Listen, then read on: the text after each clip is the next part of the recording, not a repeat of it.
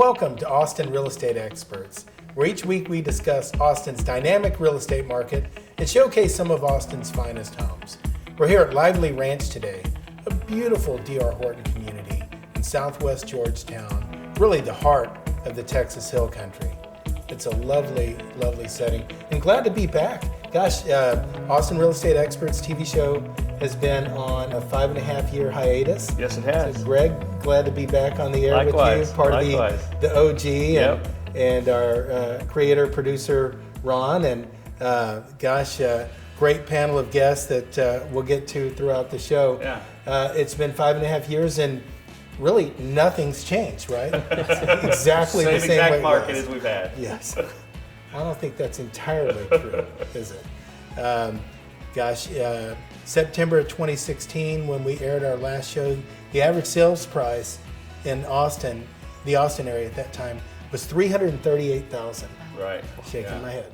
Yeah. No kidding. Yeah. No kidding. And what are we today? I think today we are in the 680 range. Wow. Yeah. So a 100% increase in that period of time. It's just, it's remarkable.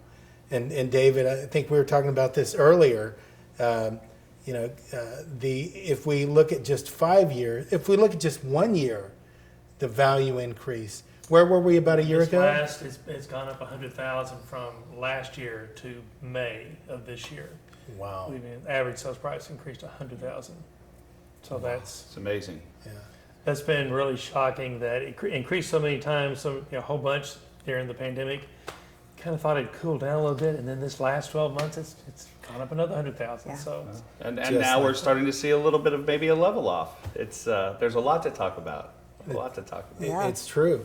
And interest rates are identical to where they were 5 years ago. oh, exactly. John, the I same. think- Exactly. Low as ever. That's right. We're just under 3.5 in September of 2016. The Freddie Mac rate, I think, was like 3.46. And today we're a little over 5. We're probably mid fives. Yeah. So 2%, over 2% increase over the last 5-6 years, Yeah. and 3% increase since the beginning of the year. This year. So Yeah, it sounds bad, but it's really not all bad, right? We needed a little bit of a slowdown to kind of reset things, and That's I right. think we've got to keep in mind that 5.5-6% is still traditionally fantastic, right? It is. I mean, 2020 and 2021 were not normal years. We know that for a lot of reasons. So Right. interest rates, home prices, a lot of things changed, and really we are normalizing back to where we were 4, 5, 6 years ago. So we've gotten from the Autobahn speed limits back down to just like SH 130 speed limits. So we're still moving pretty fast. Yeah. But I think we're at a safe speed for the market. Right. But with thes prices, as fast as they appreciated, I think that we're seeing maybe a little bit more of an impact with the higher rates or the rate increase, because they tend to affect a $600,000 house quite a bit more than a $300,000 house. So I think that's kind of what we're sort of seeing and feeling right now. I think so, for sure. Well, and I think there's just a lot of sticker shock initially. When those rates change as fast as they have the last 2 or 3 months, I think there's been just a little bit of tapping of the brakes. But we're going to see that over the next few months, rates are going to normalize, I believe, and might get a little worse before they get better. But also, home prices and values will continue to rise. That's right. Yeah. So Janet, D.R. Horton has certainly seen the demand, the great demand over the last few years, and really in many ways kind of peaking and then leveling off to a more reasonable area over the last quarter to 2 quarters. How have y'all dealt with this unprecedented demand here locally? Well, there was a lot of tissues, a lot of ibuprofen.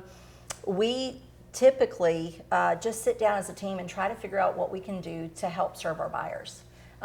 For us, that was looking at the inventory we had, the inventory we're going to have coming out of the ground, how quickly we could commit to customers a closing date, and we created lists to try to mitigate some of that and at least give them some type of a peace of mind, right, that says, hey, you're on the list, and when you get the call, we're going to have a home for you.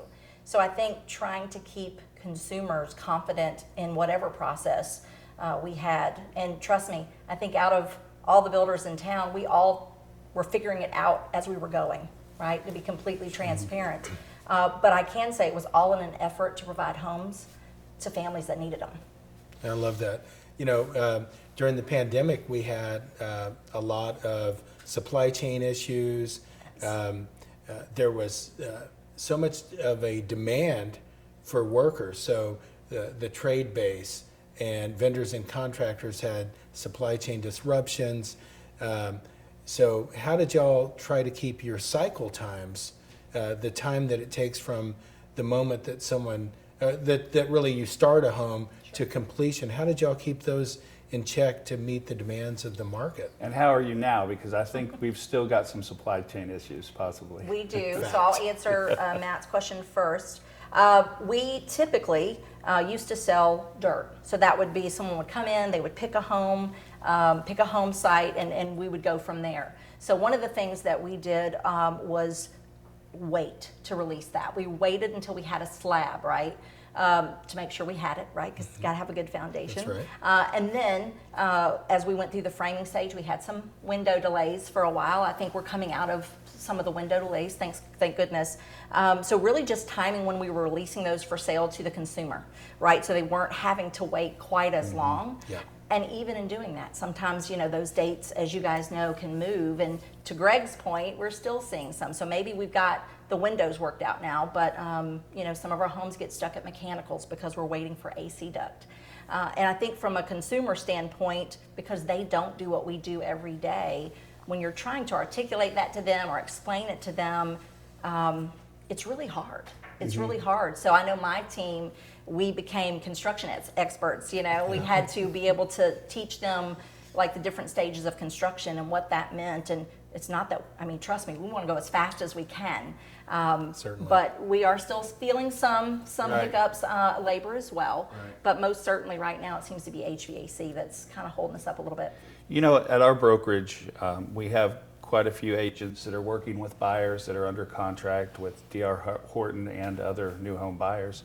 And there's, we hear a lot of frustration from the buyers, and what we try to explain to them also is that nobody wants to get that home closed sooner than the builder does, right? Correct. Because while it may be costing the consumer more in delays with regard to their current housing and things like that, it's costing the builder more as well. So I think we're all in it together. are. Yeah, for real. What Yeah. I love the fact is that throughout the process that there have been some delays, but also the consumer is also being educated throughout the process. Agents are also being educated throughout the process. So it's kind of a revamp of how we're seeing the new construction process. So that's something that's been definitely appreciated in a different way. Yeah, I think transparent communication has Yeah. been a theme for the last few years. And that comes with, we ask our team to call each of their buyers with their builder every week. And sometimes that's hard for a salesperson and a builder too, because they're delivering the same message as maybe the last 2 weeks. Like, hey, we're stuck at mechanicals. This is what I'm waiting on. But it's amazing what that phone call does. Right. That human voice, not just an email or a That's text, but picking up the phone, hearing another human who is a trusted expert who cares, explain what's going on. So I do think it's been a great time of learning, not just for consumers, but for home builders too. Agreed. During that period of time, the run up from the time that we took our hiatus to today, there was a tremendous amount of investor interest in the market. And as the market evolved and it got increasingly competitive, did y'all adjust your marketing strategy as it related to investors at that time? Most certainly. Across the board, we made some exceptions here and there, but we really tried to limit our investor transactions because we truly wanted to provide homes for families that needed homes. And there were plenty of them in the market. So we appreciate the investor interest, and when it makes sense, we most certainly would entertain it. But for the most part, we really just wanted to serve our community. Yeah. Jazz, as our agent development manager, how did you deal with a red hot market that we faced over the last couple of years and the the tremendous demand and competitive nature of trying to win a contract when in many cases there were multiple offers? Well, it had to do, honestly, with, first and foremost, building that relationship with not only just the client, but the other agent, right? And so in being with the other agent that's involved, as well as our agents, understanding the basic fundamentals and what's being involved. So understanding what is it that you're trying to do with that transaction, understanding, you know, what are we trying to resolve? What is the goal that's involved within that transaction? And really harnessing that relationship. So when it comes to working with the client or working with our agents that we have that are involved within our brokerage, taking the time to really understanding, okay, so what's our goal that's involved? Are we running the numbers that's involved within this transaction? Let's see what that's within the community, whether it's a new home build, whether it's a resale. Let's take a look at some of these factors. Let's make sure that if it is someone that's pre-approved or pre-qualified, let's not make sure that we're going above and beyond, you know, what they're pre-qualified for. Let's make sure that we're looking for houses that is below 20, 30,000, depending on the market, so we can make sure that we're looking for houses that are within their range. So the many different factors that we're putting into play there, and of course, the caveat there, Janet, that you were talking about before was the communication factor. Yes. So we're kind of bridging all of those things together. You know, Jez, that's a good point. I remember when we first started seeing these prices just shoot through the roof. Yeah. We were coaching our agents, our buyers' agents mostly, to sort of reset expectations with buyers. You know, we were so used to if somebody's pre-approved for a $450,000 house, then you search 425 to 450 and you're out there looking at $450,000 houses. The problem with that was that the majority of them were going for anywhere between 20 and 50% higher than the list price. So it really became, how do we win offers, not how do we submit offers? And that was some of the coaching that you were doing. I remember we had a class with regard to that. And it's really, you know, you hear a lot of chatter out there. Oh, now this is an unaffordable market. First-time home buyers can no longer buy. Investors are taking it over. You know, you hear all that. But really, it wasn't that. It was a matter of correcting course and figuring out, okay, so if a first-time home buyer who's stretching with minimum down payment to buy a home in, say, Cedar Park for $400,000, that's probably not real anymore, right? That's not going to happen. But maybe you take that same person and you reset the expectation, i.e. location, and you move them out a little bit further. It's the same thing that happens in California. I've got some family in LA. My brother was a first-time home buyer 15 years ago, and he had to live an hour and a half from work, you know, and that was just kind of what you had to do. And so I think that Austin, you know, has sort of become that, where we just have to reset expectations. People still have to come here, and they still have to live here, and not everybody can afford a $700,000 house. That's true. So it's really just kind of reset things, but I don't think it's necessarily hurt the market. And you hit the nail on the head. People have to come here. They are coming here, and they keep coming here. And really, this is a basic supply and demand equation. And Jobs. And so, yeah, that's exactly right. So, David, I think we were speaking about this a little bit off camera earlier about job growth and what a tremendous impact that's had on our market. You know, really, until job growth substantially wanes, we're probably still going to have some stress in our marketplace. It's hard to imagine how it's going to wane. They track the number of job postings that there are out there, and it's gone from 3 or 4 years ago, it was around 35,000. This last month, it was 90,000 job postings in this market. So at any given moment, there's 90,000 jobs needed. There's only like 32,000 total unemployed persons in the Austin market. Those people who are looking for a job hadn't found one yet. And we're creating jobs. We're creating jobs. Like in the last 12 months, we created 77,000 jobs, and we still have 90,000 job postings. So it's still one of the hot. It's been the hottest job market for the last 10 years, every single year, and it's still one of the hottest markets. And don't you think that's what protects us from being in a bubble? You know, you hear some. Well, there's two things protect us from being a bubble. Number one is that there's a really strong job market, but John can speak to this. Loans are well qualified. Yes. So there's what we had happen back in 2007 and 8 with loans that people maybe not were fully qualified for and not well documented. That doesn't happen anymore. So there's no risk of there being a foreclosure. You know, if the economy has to slow down a little bit because of inflation, everyone starts getting worried about, well, is it going to really slow down really fast because of things like maybe foreclosures? And there's just no chance of that because everyone's got so much cash and equity and qualification in their homes that they're not going to walk away from the home, even if they go through a period of time of being unemployed, which isn't happening. Right. You know, there's some announcements of layoffs out there, but we're still at 3% unemployment nationally. I feel like we've really 3.5% and 3% here locally, and 3.5% nationally. We've got to educate people on that because you know it's bothers me when I'm at a restaurant and I hear a conversation. You know, I'm going to stay out of the market for a while and wait for this bubble to burst, and then I'm going to go in and really get a deal. That's not what's happening. It's not going to happen in Austin. No. I've been hearing that for 5 years, and Look what happened. yeah, a lot of those people are wishing they had purchased 5 years ago. Right. You know, really the best time to buy a home is yesterday. Yeah. And so if you buy today, then tomorrow you will be spot on. The market continues to go up. The rate at which we appreciate may fluctuate, but we're in an upcycle that really doesn't show signs of letting down. The accelerator may move from 60 miles an hour to 100 miles an hour.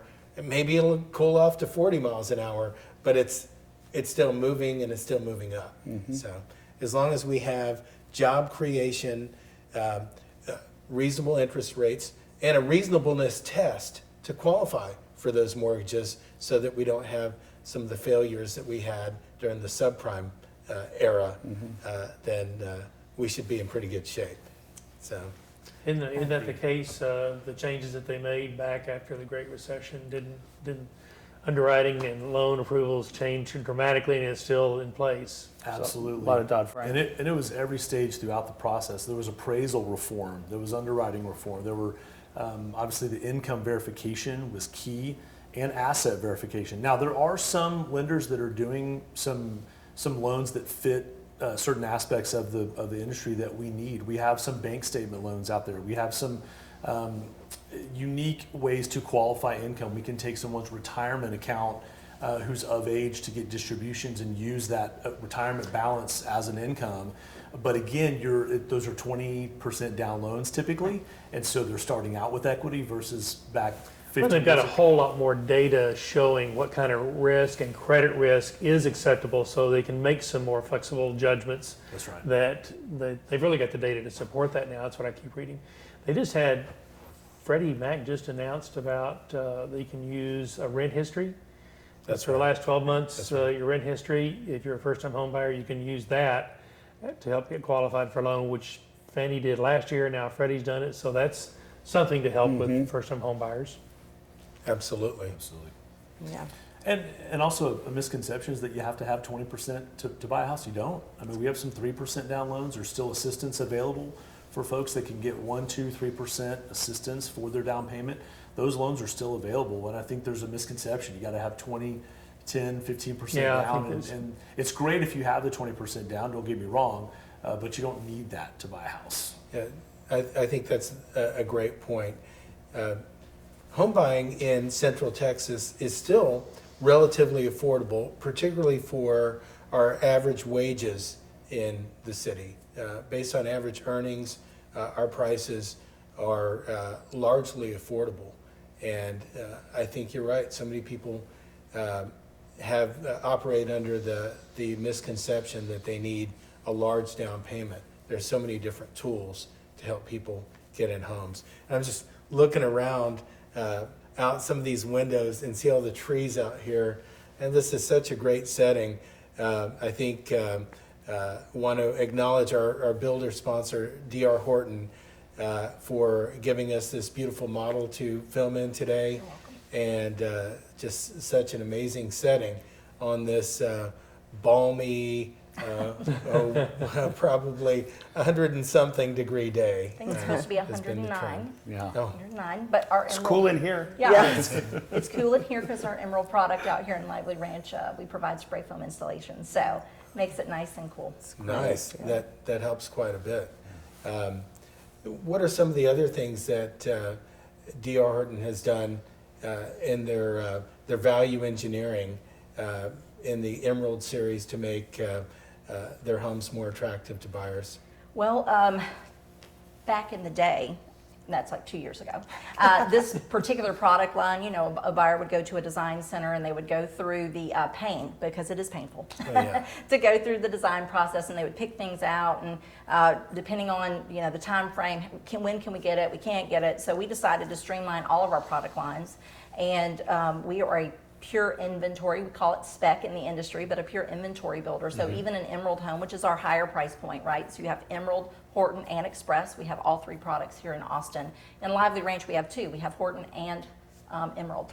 So all of our products now are pre-designed with packages that are picked by a decorator. So this model in particular, as you walk through, you'll see everything in here is included, including the shiplap and some of the really nice touches that you'll see. Our Horton product, we did the same thing, just on a little bit different scale, right, in terms of finish out. Still a very high quality product, but we do packages, right? So it takes away some of that cognitive pain that buyers, when they're looking at 15 different backsplash tiles, and that's just the ones that are out. They have drawers full.